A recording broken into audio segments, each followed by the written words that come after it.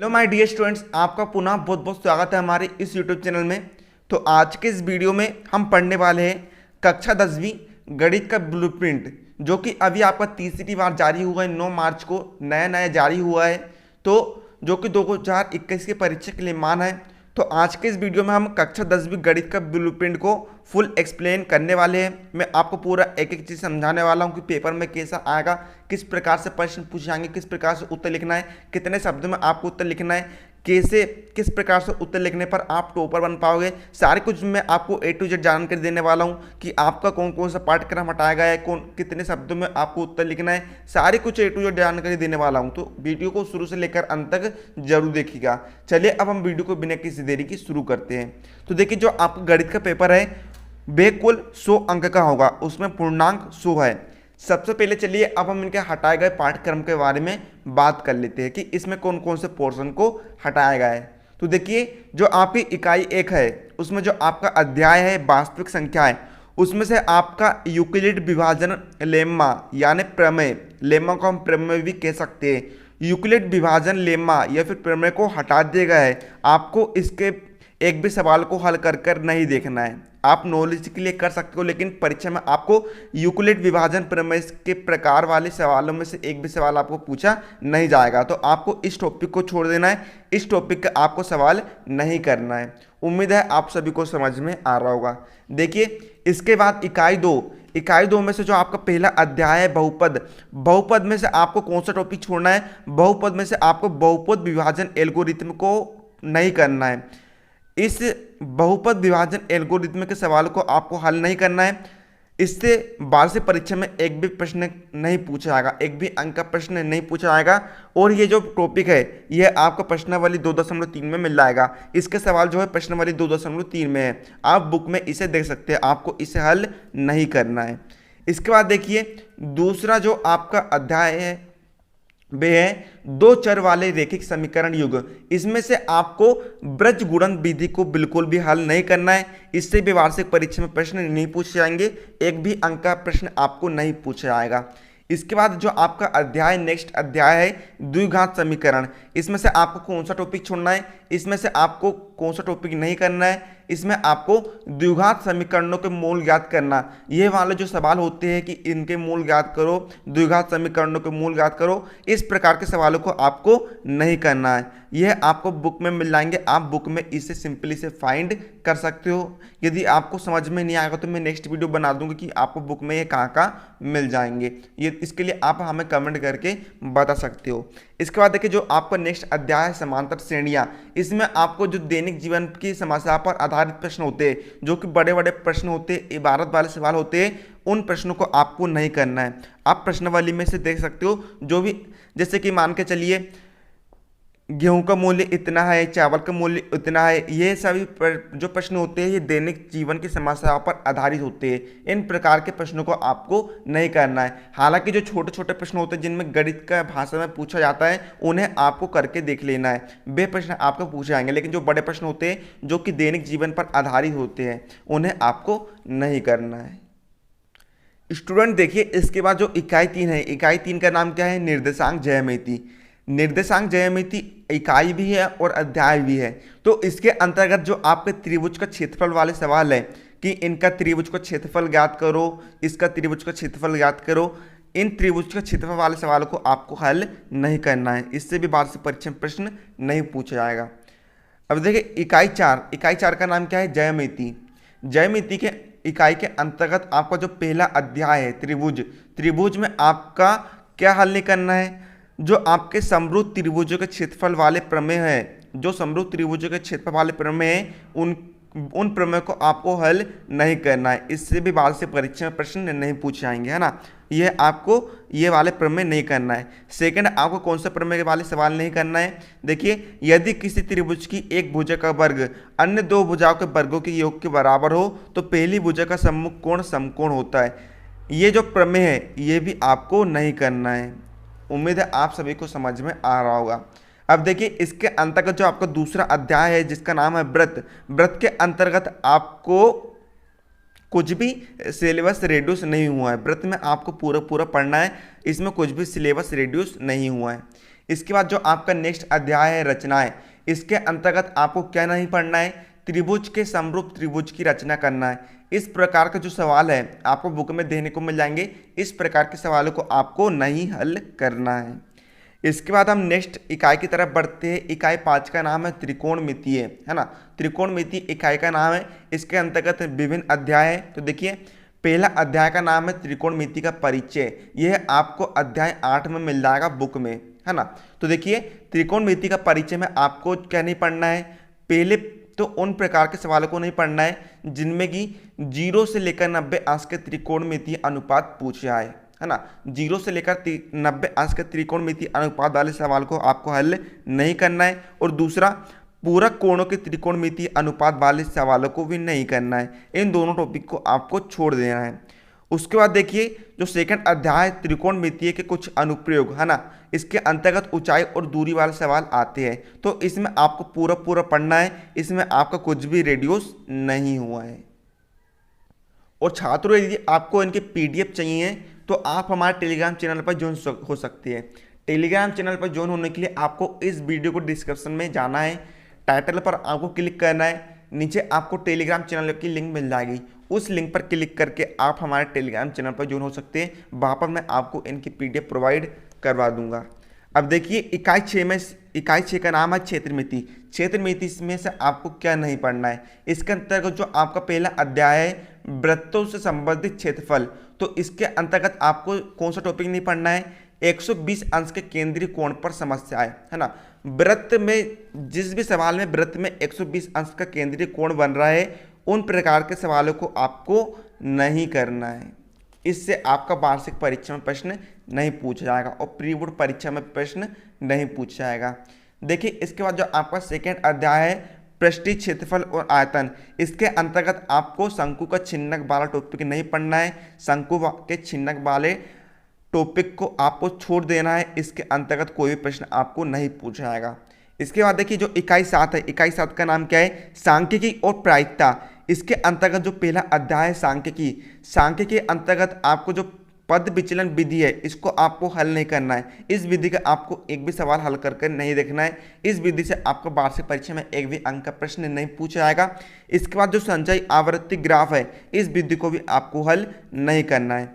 इसके बाद जो प्रायिकता है, प्रायिकता से आपका कुछ भी सिलेबस रिड्यूस नहीं किया गया है, आपको प्रायिकता के सारे सवालों को हल करके देख लेना है। चलिए अब हमने इनका हटाया गया पाठ्यक्रम देख लिया है। अब ब्लूप्रिंट की ओर जाने से पहले हम इनकी शब्द सीमा के बारे में जान लेते हैं कि आपको प्रश्नों के उत्तर कितने शब्दों में लिखना है। तो देखिए छात्र यहाँ पर जो हम देखते हैं शब्द सीमा, तो देखिए छात्र यहाँ पर आपको दिखाई दे रहा होगा जैसा कि जो आपके अति लघुत्तरीय प्रश्न है, अति लघुत्तरीय प्रश्न होते हैं जो कि 2 अंक के होते हैं, उनके उत्तर आपको लगभग 30 शब्दों में लिखना है। इसके बाद जो लघुत्तरीय प्रश्न है जो कि 3 अंक के होते हैं, उनके उत्तर आपको लगभग 75 शब्दों में लिखना है। इसके बाद जो दीर्घ उत्तरीय प्रश्न होते हैं जो कि 4 अंक के होते हैं, इनके उत्तर आपको लगभग 120 शब्दों में लिख देना है। इसके बाद निबंधात्मक प्रश्न जो कि 5 अंक के होते हैं, इनके उत्तर आपको लगभग 150 शब्दों में लिख देना है। उम्मीद है आप सभी को समझ में आ गया होगा। चलिए अब हम इस गणित के ब्लूप्रिंट को बारीकी से समझ लेते हैं कि आपके कौन से अध्याय से किस प्रकार से प्रश्न पूछे जाएंगे। चलिए अब हम समझ लेते हैं। तो देखिए जो आपका जो पहला अध्याय है, पहले अध्याय का नाम है संख्या पद्धति। इस अध्याय में से कुल आपके 7 अंक के प्रश्न पूछे जाएंगे, है ना। वस्तुनिष्ठ प्रश्न 2 अंक, 3 अंक, 4 अंक, 5 अंक, सभी प्रकार के प्रश्नों को मिलाकर आपके कुल 7 अंक के प्रश्न पूछे जाएंगे। जिसमें कि आपका 1 अंक का वस्तुनिष्ठ प्रश्न का आपका 1 प्रश्न पूछा जाएगा, है ना। 1 अंक का आपका 1 प्रश्न पूछा जाएगा। इसके बाद 2 अंक का आपका यहाँ पर 1 प्रश्न पूछा जाएगा, और इसके बाद यहाँ पर आपका दीर्घ उत्तरीय प्रश्न जो कि 4 अंक का होता है उसका आपका यहाँ पर 1 प्रश्न पूछा जाएगा। तो इस प्रकार से इस अध्याय में आपको वस्तुनिष्ठ प्रश्न तैयार करना है, 2 अंक के अति लघु उत्तरीय प्रश्नों को तैयार करना है, और 4 अंक के यहाँ पर आपको दीर्घ उत्तरीय प्रश्नों को तैयार करना है। ना तो आपको 3 अंक के प्रश्न तैयार करना है, ना ही बड़े बड़े 5 अंक के प्रश्नों को तैयार करना है। इस प्रकार से तैयारी करना है ताकि आप प्रॉपर बन पाओ। इसके बाद देखिए जो सेकंड इकाई है, सेकंड इकाई का नाम है बीजगणित। इसके अंतर्गत 6 अध्याय है। तो देखिए टोटल 6 अध्याय को मिलाकर इस इकाई में से आपके कुल 27 अंक के क्वेश्चन पूछे जाएंगे वार्षिक परीक्षा और प्री बोर्ड परीक्षा में। तो देखिए इसके अंतर्गत जो आपका पहला अध्याय है जिसका नाम है बहुपद, बहुपद में से आपका कुल 8 अंक के प्रश्न पूछे जाएंगे। तो देखिए जिसमें कि 1 अंक वाले वस्तुनिष्ठ प्रश्न के आपको 2 प्रश्न पूछे जाएंगे, 2 अंक का अतु लघु उत्तरीय प्रश्न का यहाँ पर आपका 1 प्रश्न पूछा जाएगा, 4 अंक का यहाँ पर आपको 1 प्रश्न पूछा जाएगा। इस प्रकार से आपको वस्तुनिष्ठ प्रश्नों को तैयार करना है, 2 अंक वाले अति लघु उत्तरीय प्रश्नों को तैयार करना है और 4 अंक वाले दीर्घ उत्तरीय प्रश्नों की तैयारी करना है।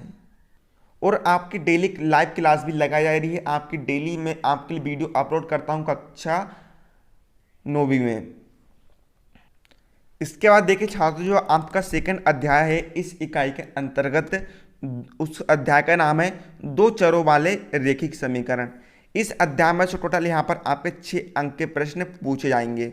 तो देखिए इसमें से आपको कौन कौन से प्रश्नों को तैयार करना है। तो देखिए इस अध्याय में से आपका 1 अंक वाले 2 प्रश्न पूछे जाएंगे और 4 अंक का यहाँ पर आपका 1 प्रश्न पूछा जाएगा। तो इस प्रकार से इस अध्याय में आपको वस्तुनिष्ठ प्रश्नों को तैयार करना है और 4 अंक वाले प्रश्नों को तैयार करना है। ना तो आपको अति लघु उत्तरीय प्रश्न को तैयार करना है, ना ही 3 अंक वाले प्रश्न को तैयार करना है और ना ही 5 अंक वाले प्रश्न को तैयार करना है। उम्मीद है आप सभी को समझ में आ रहा होगा।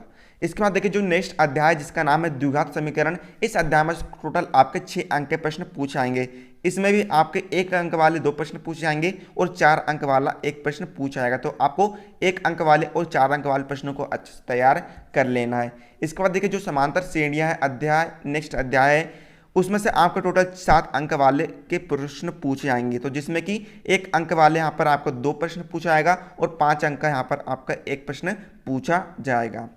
तो उम्मीद है आप सभी को समझ में आएगा होगा। तो इस प्रकार से यहाँ पर जो 4 अध्याय है, 4 अंक में से टोटल आपके 6 दूनी 12, 12 और 7 होगा 19, 19 और यहाँ पर 8 हो गया आपका कितना हो गया 27। तो टोटल इस इकाई में से आपके 27 अंक के प्रश्न पूछे आएंगे वार्षिक परीक्षा में। चलिए अब हम नेक्स्ट इकाई देख लेते हैं। नेक्स्ट इकाई का नाम क्या है? त्रिकोणमिति। तो देखिए त्रिकोणमिति में से जो आपके अध्याय, निम्नलिखित अध्याय, टोटल आपके अध्याय में से कुल 18 अंक के प्रश्न पूछे जाएंगे। तो देखिए जो आपका पहला अध्याय त्रिकोणमिति का परिचय, त्रिकोणमिति का परिचय में वाले अध्याय में से आपके टोटल 13 अंक के प्रश्न पूछे जाएंगे। तो जिसमें कि आपका 1 अंक वाले 5 प्रश्न पूछे जाएंगे। काफ़ी इंपॉर्टेंट है ये अध्याय, 13 अंक के प्रश्न पूछ रहा है ना। आपको वस्तुनिष्ठ प्रश्नों को अच्छे से तैयार करना है क्योंकि यहाँ पर आपके 1 अंक वाले 5 प्रश्न पूछे जा रहा है वस्तुनिष्ठ प्रश्न के। इसके बाद 3 अंक का 1 प्रश्न पूछा जाएगा और 5 अंक का 1 प्रश्न पूछा जाएगा। तो इस अध्याय में से आपको वस्तुनिष्ठ प्रश्नों को एकदम रट के चल लाना है ना। काफ़ी सरल रहते हैं ये त्रिकोणमिति वाले में से, आपको हमेशा सही जोड़ी पूछी जाती है ना। साइन 60 का मान बताओ, साइन 30 का मान बताओ। इस प्रकार से यहाँ पर आपके जो वस्तुनिष्ठ प्रश्न है पूछे जाते हैं। तो आपको वस्तुनिष्ठ प्रश्नों को अच्छे से तैयार करना है और 3 अंक वाले और 5 अंक वाले प्रश्नों को अच्छे से तैयार करना है। इसके बाद इस इकाई के अंतर्गत जो आपका सेकंड अध्याय त्रिकोणमिति का अनुप्रयोग, इस अध्याय में से आपको टोटल 18 अंक के प्रश्न पूछे जाएंगे। जिसमें कि टोटल यहाँ पर आपका 5 अंक का प्रश्न पूछा जाएगा है ना। यहाँ पर आप सुधार लेना, लिख लेना है 5 है ना। जिसमें कि आपका 1 अंक का 1 प्रश्न पूछा जाएगा और 4 अंक का 1 प्रश्न पूछा जाएगा। तो इसमें आपको वस्तुनिष्ठ प्रश्न और 4 अंक वाले प्रश्नों को तैयार कर लेना है। ना तो आपको 2 अंक वाले, ना ही 3 अंक वाले और ना ही 5 अंक वाले प्रश्नों को तैयार करना है। उम्मीद है आप सभी को समझ में आ रहा होगा। चलिए अब हम देखते हैं नेक्स्ट इकाई, और उस अध्याय का नाम है, इकाई भी है और अध्याय भी है, उस इकाई का नाम है निर्देशांक ज्यामिति। इस इकाई या फिर अध्याय में से टोटल आपके 6 अंक के प्रश्न पूछे जाएंगे। जिसमें कि आपका 1 अंक वाला 1 प्रश्न पूछा जाएगा, 2 अंक वाला 1 प्रश्न पूछा जाएगा और 3 अंक वाला 1 और प्रश्न पूछा जाएगा। तो इस प्रकार से यहाँ पर आपका अंक विभाजन किया गया है। उम्मीद है आप सभी को समझ में आ रहा होगा। इस अध्याय में से आपको 4 अंक वाले प्रश्न को तैयार करना है और ना ही 5 अंक वाले प्रश्नों को तैयार करना है।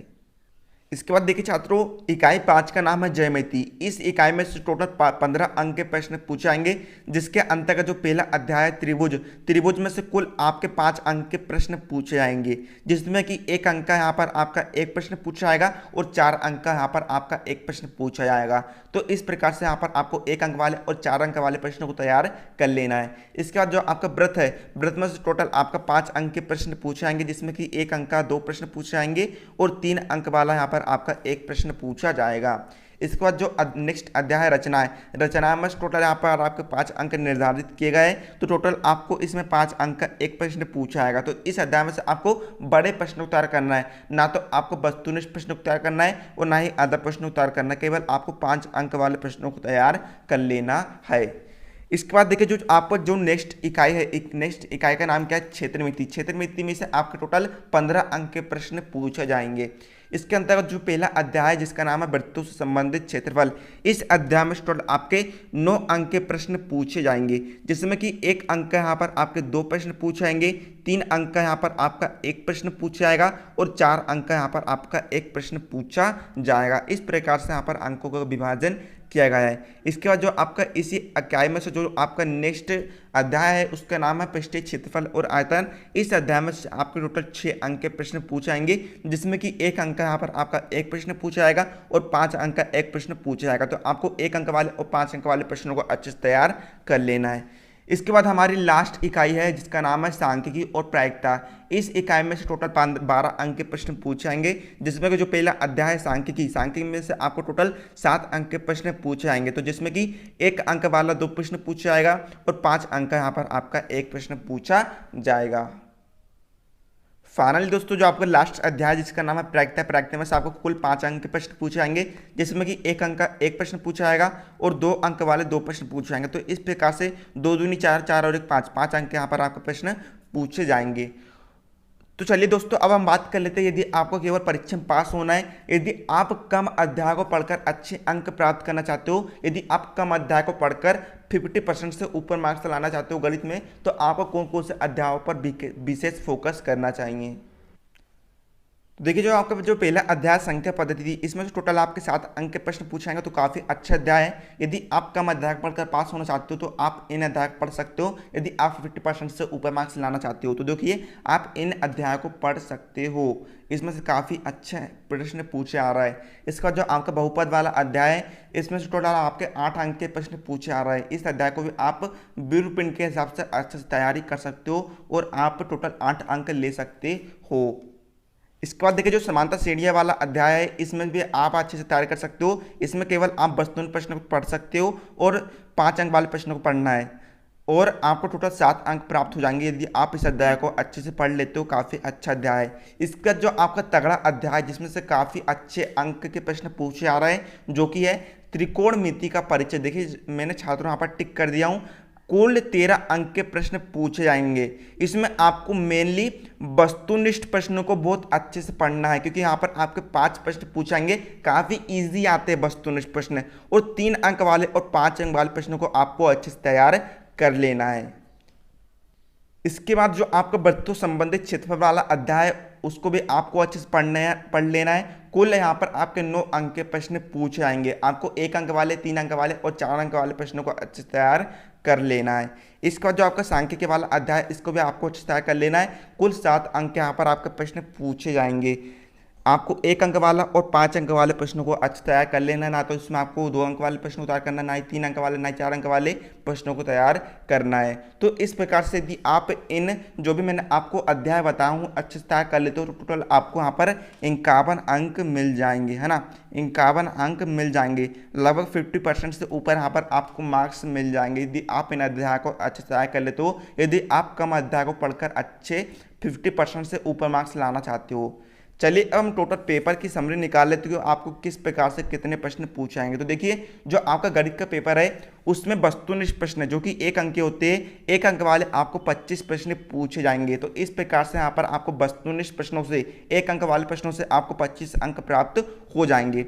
उसके बाद जो 2 अंक वाले प्रश्न होते हैं, 2 अंक वाले यहाँ पर आपको 5 प्रश्न पूछे जाएंगे। तो इस प्रकार से आपको 2 अंक वाले प्रश्नों से 10 अंक प्राप्त हो जाएंगे। इसके बाद 3 अंक वाले यहाँ पर आपको 4 प्रश्न पूछे जाएंगे। तो 3 अंक वाले प्रश्नों से यहाँ पर आपको 12 अंक प्राप्त हो जाएंगे। इसके बाद 4 अंक वाले 7 प्रश्न पूछे जाएंगे। तो इस प्रकार से यहाँ पर आपको 4 अंक वाले टोटल प्रश्नों से आपको 28 अंक प्राप्त हो जाएंगे।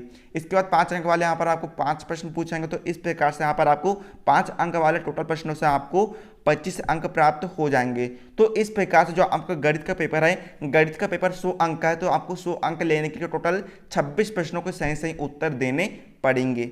तो इस प्रकार से मैंने आपको सारा कुछ A to Z आज के इस वीडियो में समझा दिया हूँ कि आपका कक्षा 10वीं गणित का ब्लूप्रिंट कैसा है, किस प्रकार से आपको प्रश्न पूछेंगे, किस प्रकार से आपको उत्तर लिखना है, किस प्रकार से आपको पढ़ाई करना है ताकि आप टॉपर बन पाओ। यदि आपको वीडियो पसंद आए तो वीडियो को लाइक कर देना। मिलते हैं अगले वीडियो में, तब तक के लिए जय हिंद, जय भारत।